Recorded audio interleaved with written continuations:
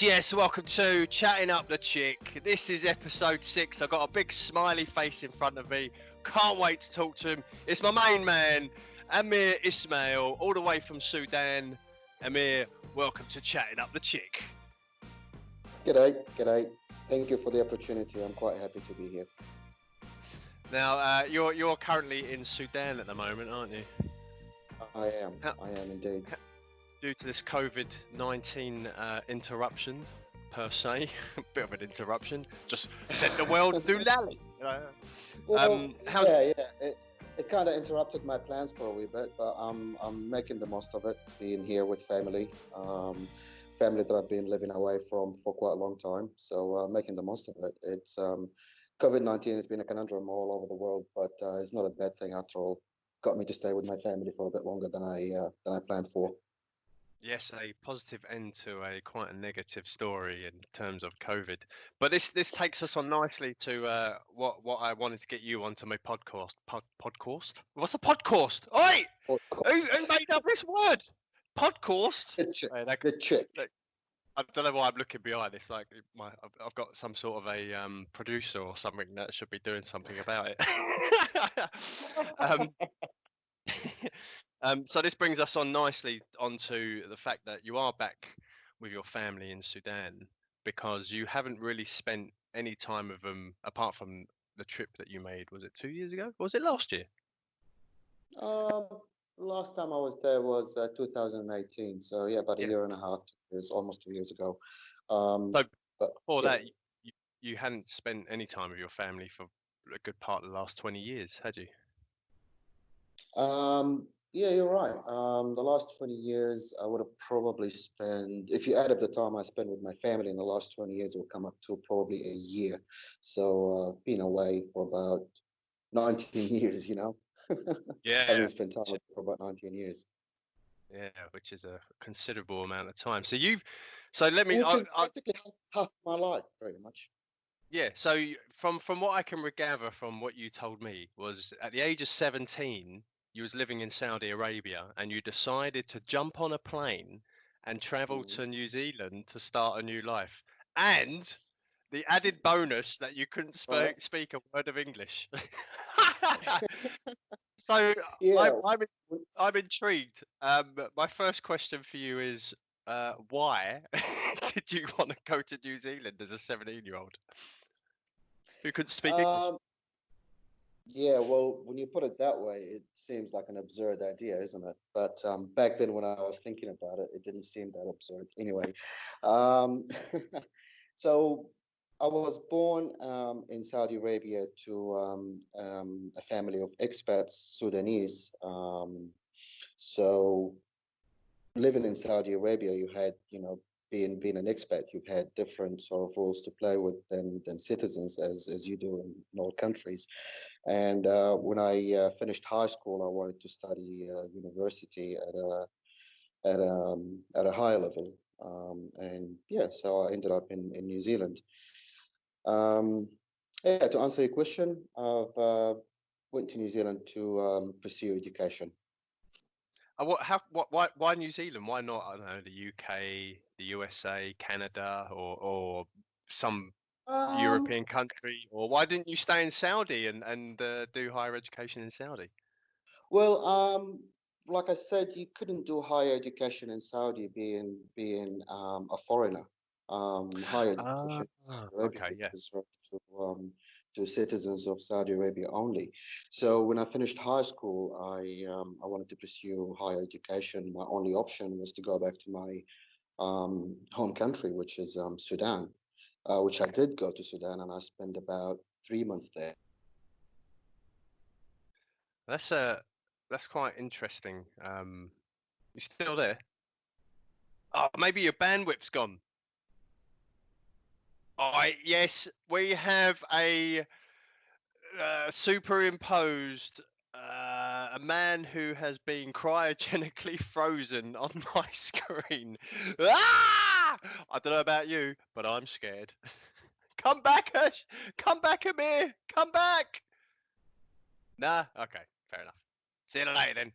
See you on the other side. Cheerio.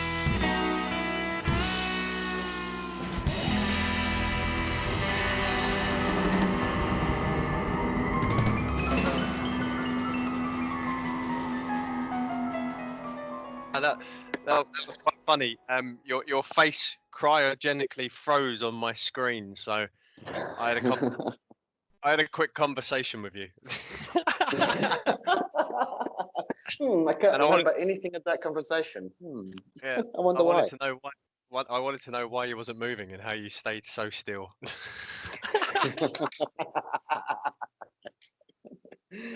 Right, so this was the technical problem I was telling you about. Basically, my data subscription was running quite low, and I had to consume it before I could resubscribe for another one. How random! It's quite Is that random how they. Yeah. It's pretty much so. You've got internet data on your SIM card, and you subscribe to packages. So you've got, I think, about 100 megabytes per day. Oh no. Yeah, 100 megabytes per day, 500, 1.5 gig or 500 gigs. 500 gigs. No, sorry, 5 gigs. Yeah, so you can't resubscribe until you fully consume what you've been subscribed into, if you understand what I mean. Anyway, well, as a yeah. man who goes on pay as you go, I have no idea. But well played. Right. So what were we talking about? We were talking about. So why you chose New Zealand and you didn't go to? Because you was talking about you couldn't well, go to hike in Saudi. That's right. Yeah. You're technically a foreigner, which I find quite interesting because I don't know whether the rules have changed, but my remember the professor? Did you meet the professor? I don't think so. Oh no, you must have. You must have already left for Sudan. He just recently left Saudi because he'd been working there for the last maybe 5 years as a professor in one of the universities as a lawyer, like a law professor. Right. So so they're obviously hiring foreigners in as staff. Yeah. Oh, Yeah. okay. They do. It's just the opportunity to pursue education at a higher level is fully reserved for Saudi nationals, and I think nationals of the Gulf countries. That's Kuwait, Qatar, United Arab Emirates, Bahrain, and the likes. I think it's about 6 or 7 countries. But yeah, I couldn't pursue higher education there at the time, and I could probably now because there's lots of private universities nowadays, and things are a lot different nowadays than what they used to be about 20 years ago. But yeah, I've left Saudi Arabia to pursue higher education in Sudan, which was my home country, basically considered as my home country. But the laws there at the time required me to complete military service. There was a conflict in the south. Especially during that time as well. That would have been a bit scary. Yeah. 20 years ago. Yeah, but it was. I was fortunate enough not to go to the front lines. It was basically just a military training camp. I spent about 2 weeks in it before I managed to sort of escape it or get away, desert How it, do you manage that? whatever. Well, whatever word you wanna describe it with. Cowardly ran from the front lines.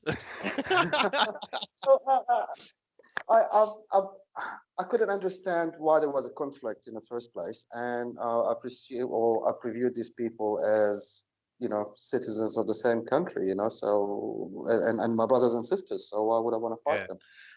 But it's not in my nature anyway. So and I found it really strange, but it was a prerequisite to join university at the time. If you were between a certain age bracket, you would have to complete military service before you would be accepted at university. So yeah, that added an extra obstacle to my pursuit of higher education at the time.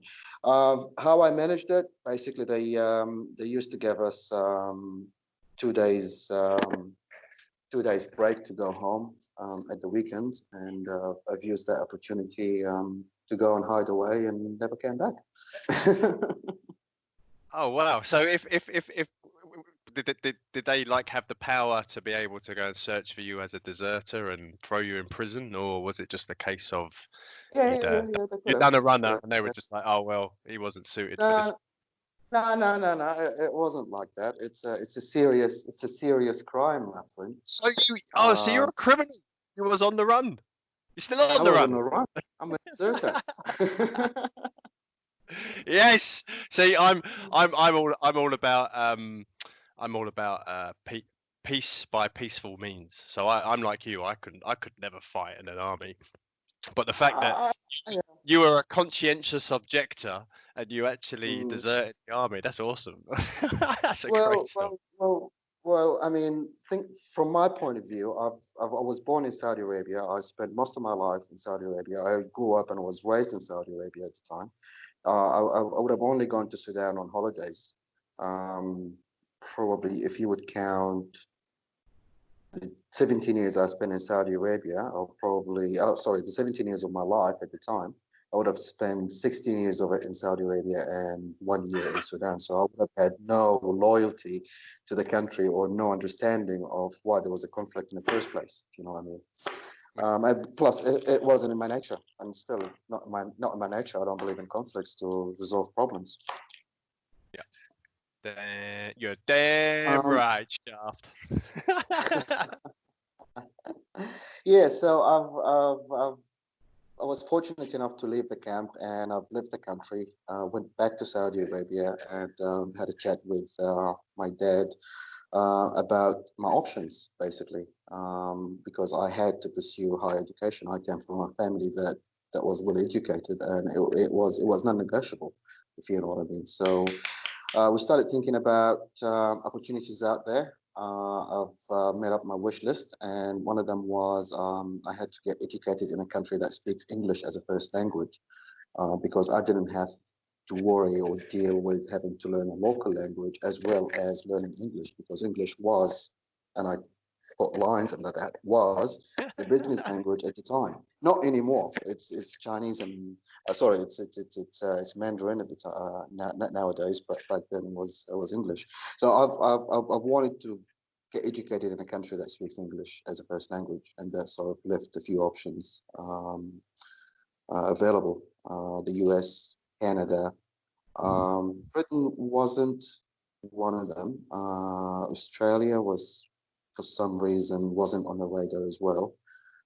South Africa was, and New Zealand was thrown in the contest quite late because we've had a family friend who had his son got sent on a scholarship to New Zealand about 3 or 4 years prior to that. So he was telling us about how great New Zealand was, etc., etc. And so yeah, New Zealand was added into the pot sort of later on. Um, Being of Sudanese background made it harder to get the visa in the United States to go to the United States, even though I've got the university sort of approval, pre-approval, sort of, to join the university, but I couldn't manage to get the student visa at the time. So that sort of rolled USA out of the competition. Um, You dodged a bullet there, my friend. You dodged a bullet. I'm quite happy there. Quite happy there. That's why I say it's quite a serious, fortunate event. Long story short, I got accepted into English program and university sort of program in Canada and New Zealand at the same time. But because of my expenses were sort of paid for at the time by my dad, I've looked at the economic sort of differences between the two countries, and at the time I realized that the cost of living in New Zealand was quite half what it was in Canada. So yeah, that's why I opted to go for New Zealand, just because I didn't want to burden my father with more financial sort of obligations. Mm. Now, I want to get into the mindset of like how you Mm. felt when you first got onto the plane heading to New Zealand. Like, what was you like feeling like trepidation? Was you having like some anxiety, or was you actually excited about going into this totally new land? You didn't Um, know the language. yeah, it was a mixture of excitement with a bit of fear. Um, I didn't speak the language. Didn't speak English at the time, other than sort of very broken English that could get me in trouble rather than get me out of trouble. Um, So a few FU this, FU that, and your mum's and a lovely person. Basically, yeah, yeah. My dad traveled with me first time I traveled to New Zealand and spent the first 2 weeks with me. So yeah, going on a plane heading to New Zealand was quite a mixture of excitement, fear, happiness, sort of being away from home, having that sort of freedom, for a 17-year-old kid at the time. Yeah, because I say, you're only. I say 17, but I've actually turned 18 about 3 or 4 days after I arrived in New Zealand. So I don't know. I could probably say 18-year-old kid. So the Mm. the initial getting into the country, and how long did it take you to like assimilate yourself into the New Zealand life? Was it quite difficult at first, or? Oh yeah, quite a long time. Quite a long time. First of all, I had to, well, the first 2 weeks Dad spent it with me, making sure I've sort of settled down. We've managed to get a room in a house not far away from the institute where I was studying English. She sort of made sure that I've sort of all my basic needs that I would need for the first few months is sort of available to me. We got the bank account opened. We've took a walk around. We understood where groceries would be bought from, where other supplies would be sourced from, etc. So yeah, the first 2 weeks Dad was with me. He took care of everything, and then I remember the feeling when he got on a plane and left, and that was quite a strange feeling a bit abandoned, Yeah. but excited at the same time. You've gained your freedom, but also thinking, what the hell have I got myself into? I can't cook, I can't speak the language. I struggle to sort of understand what people are telling me. People can't understand what I'm saying. So yeah, it was quite difficult. Plus, it was the first time being away from home, so you've got that feeling of excitement of being, wow, yeah, I'm away from home. I'm an adult now. I'm responsible for my own actions. Yes. But at the same time, you look around and you go, well, where am I? Where the hell am I? What have I got myself into? What's next? Yeah, yeah. Like I the whole idea of um just kind of being left to your own devices. Mm, Like because I remember um the first time I left the UK and I went to live in America.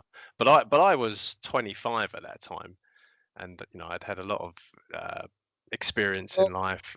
The yeah. USA spoke English anyway, but I understand what you mean by that kind of you don't not feeling abandoned, but because you made the choice yourself, but in that sense of that loneliness of trying to navigate your way through these new Uh, uh, people.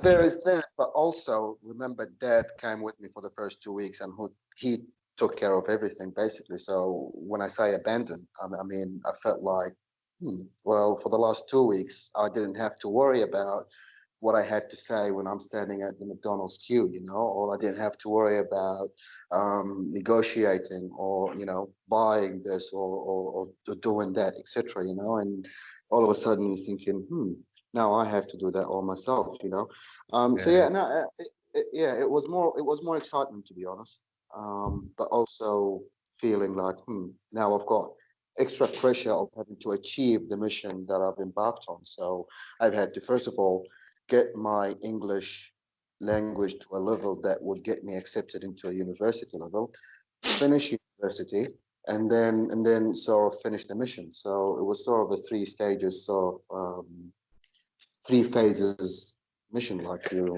like.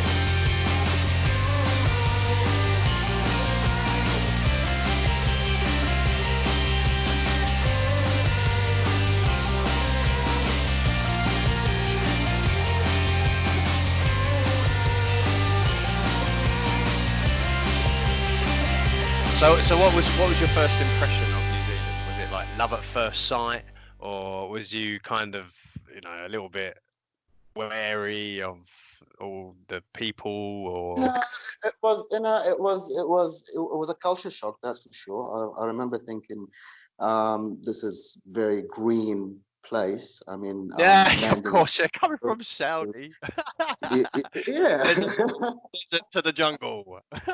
Well, yeah. Well, I've landed in Auckland Airport, so I think coming from the West Coast, I think you would have to fly over Piha Beach. I remember looking at the rocks, and then you would slowly get into the green zone of the country, and then it's just green everywhere. And I'm thinking, this is really green. I'm pretty sure they do take care of their greens here, because otherwise it wouldn't grow.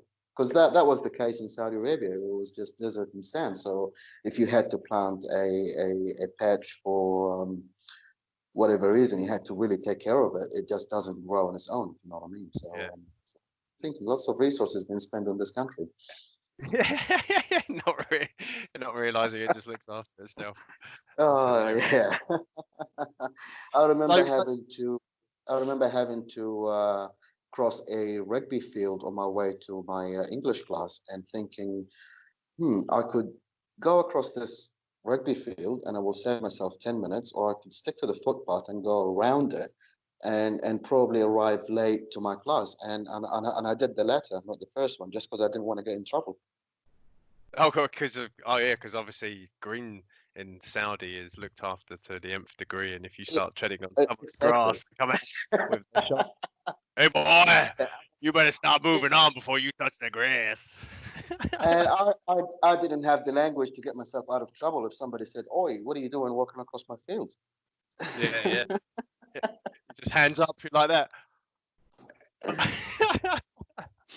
Uh, so how long do you reckon it took you to start feeling like New Zealand was your new home? Oh, probably as soon as I started mastering the language and getting out and about, and that would have been about 4 months. I remember quite vividly the English teacher saying, the day you wake up, remembering the dream you had the night before, that was in English. That was the day when you actually mastered the language, or sort of not mastered the language, but got to a level where you can think in English, and you can sort of communicate in English quite proficiently. So and that was about 4 months after I joined English class. And I think about 3 or 4 days after he said that, I woke up in the morning thinking, I remember the dream I had, and I said this and that, and oh, hang on, I was in English. Oh, okay, cool. And before you know it, I could watch the news and understand it. I could read the newspapers, and could sort of get myself out of trouble rather than get myself into trouble. That's quite impressive that after 4 months you'd got to a level of English where you felt proficient enough to be able to Well, at least. well, when my dad was with me in the first 2 weeks, I remember him saying, "Son, if you wanted to sort of mix and mingle with Arab-speaking people, then you would have stayed in Sudan. You're here on a mission. First thing you had to do is learn the language, and you can't learn the language if you stick to communicating in Arabic." So sort of I made it my mission from the day my dad lived, sort of to just put that sort of feeling, being shy or overwhelmed aside, and overcome that and just speak, whether it's wrong, right, or whatever. Just get my idea out, and sort of get corrected, and it doesn't matter. Mm. Because that's the way you learn. Beside, I stayed away from, and also stayed away from people who speak Arabic for the first 6 months. I've sort of stayed with Kiwi flatmates. With my English class, it was predominantly Chinese, and I've made quite good friendships with them. Yes, the first 4 months, fully trying to speak English, and before you know it, you speak in English. All right. So my next question is, when are we going to be learning Mandarin? Yeah, I've been thinking about that. Yeah, We'll have to move to we will. China. You will need Mandarin in this day and age, my friend. Look, I'm still trying to figure out this whole English language. Even though it's my mother tongue, I still struggle. I tried to learn German using Oh, some yeah. apps, and I'll just How did that I work see out? terribly. Um, just because I have no way of being able to ingrain it into my brain because I have no one to talk to in German. So all I'm doing is just learning words and then repeating those words, but not giving no meaning to them, so they don't lock into my head as a perceivable language. So yeah, it's a blessing and a curse to come from an English-speaking country, because you can normally get around the world quite easily. With most people have a base level knowledge of English to the point where you can at least have a simple conversation. Yeah, well, I now believe that the best way to learn a language is by fully immersing yourself in it. It's pretty much Oh yeah. like the only way you would learn swimming is by throwing yourself at the deep end of the pool, my friend. Sink or swim. But I'd sure you jump in and make sure there's someone who can pull you out just in case. Bit of health and safety. So in regards to your journey coming over to New Zealand and finding your way down to the South Island and all that kind of stuff, do you regret making that decision in the first place, or have you the fact that you came to New Zealand, and putting aside any of your other stories that go on with your life, is New Zealand your home now, or would you have preferred maybe if only have stayed like a couple of years and then moved on somewhere else? No, I don't. I don't regret the move to New Zealand. I do regret some of my past decisions, as anyone would, reflecting and thinking back about the past, etc. But no, I don't regret moving to New Zealand. I don't regret moving to the South Island, and I don't really think my life would be the way it is now had I not made the decision to move to New Zealand. Oh, he's frozen up again. Oh, sorry, mate. I've used up all your bandwidth. I'll finish that sentence for you. What Aamir was trying to say was, the South no, Island, and I'm quite happy with it. And yeah, New Zealand is my home now. I feel. No. Yes. Oh, there he is. Are you there? Yeah. Hello. Did Can you? I just? Yeah. I've got interrupted. Just give me a second. That's right, mate. Hang on.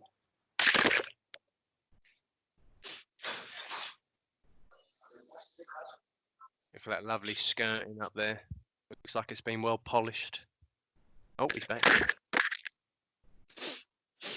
You there, mate? Yes. Yes. All right. I can't see you. Hello. Believe me, I'm. Can you hear me? I can hear you. I can see you. Right. Carry on. So yeah, what was he saying about no regrets? Are you looking forward to coming back? I can tell you now, actually. Petrol is I filled up my car last week. Ready? Are you ready for this? $1.39. Whoa! Are you serious? Yes, $1.39. I think it was $1.39. I think it was $2.39. No, $2.50 when I left back in November. Yeah, it was pretty. It's gone down by a whole dollar a litre. Wow, Mate, you wow, that get is your Mercedes impressive. back and your BMW. Yeah, I should think about coming back now, eh? No, I'm quite happy for now. I think I still got about 6 months left in my holiday, so I'll still make the most of it. Oh, definitely. Have you got any? Have you? Because you was going to go to the Mercy ship, wasn't you? But that obviously. Yeah. Let's not talk about that. That's a topic of great heartache. Thanks, Corona. Let's not talk about that. This man has a great heart, and his heart has been broken because he can't actually go and help people. That sucks. Have you thought of a have you I'm helping people over here to compensate for that loss and helping people over here. So yeah, Sudan is quite an interesting country. What are you doing to help? Well, helping the family at the moment with running the family business, and sort of trying to keep busy in that way, helping with the local sort of neighborhood with what they've got now. They've got what they call I'm struggling to translate it into English, into words in English, so you can understand it. But it's sort of a group of the residents of the neighborhoods who sort of got together and formed a committee, and they're sort of going out and buying supplies and trying to sell them into the neighborhood so they can help people staying home without having to go out to catch COVID-19 virus. Okay. Yeah. Interesting. Actually, another very interesting way of solving. Yeah, very interesting way of solving problems they've got here. I'm also interested to know how people have like you coming back to. Well, obviously you didn't grow up in Sudan, but you coming to Sudan after spending 20 years living in New Zealand. Do people know that instinctively that you're not a local, so to speak, or are they quite interested in the fact that you are a Sudanese man who has lived in New Zealand most of his life? Is it a topic of discussion at all, or? No, it's not. It's not a topic of discussion. I blend in quite well. Oh, okay. Do you not speak out English by accident? No. I've got the ability now to sort of having two personalities, and I could switch between them whenever I like. Yeah, it's quite interesting. You have a split personality. You're nuts. I do. I'm mad. I'm a madman. Oh, hilarious. Yeah, it's very interesting. As soon as I step in New Zealand, my thoughts come into me in English. As soon as I step here in Sudan, I'm thinking in Arabic. So it's sort of like, there's two personalities, and one goes to sleep and the other is awake. So this is quite refreshing for you to be chatting in English. Yeah, it is. Quite refreshing. Quite different. I'm glad I could be of service. Oh, funny. Well, I know there's a few people here in New Zealand that have been asking about you, so I can at least go back to him now and say, I've actually spoken to him. He's alive, and he can still speak English.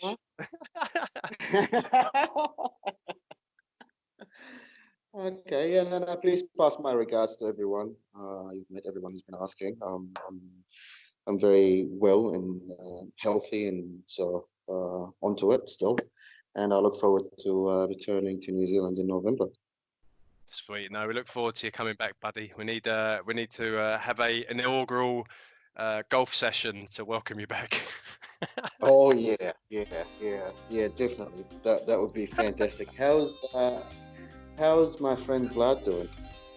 Oh no, he's good. Yeah, he just did an episode for me, talking about trees and hemp. Oh, okay. Yeah, so I'm going to post that up sometime at the end of this week.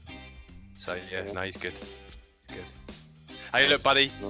Thanks for taking part in this. I really appreciate it. Got some good insight. Cool, mate. And I won't take up any more of your band because I know it's precious to you. Take it for granted here in New Zealand. It just comes. It's very precious, my friend. It is. You have no idea how much trouble I got myself into just getting this 500 next for you, but it's all right. I'll sort it out.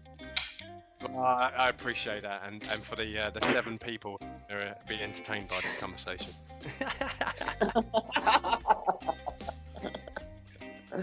Lovely. Good to see you, mate. Right, dude. Much love to you and your family. Yeah, pass in my regards, please. Take care. Will do, mate. See you later. Catch you. See you later.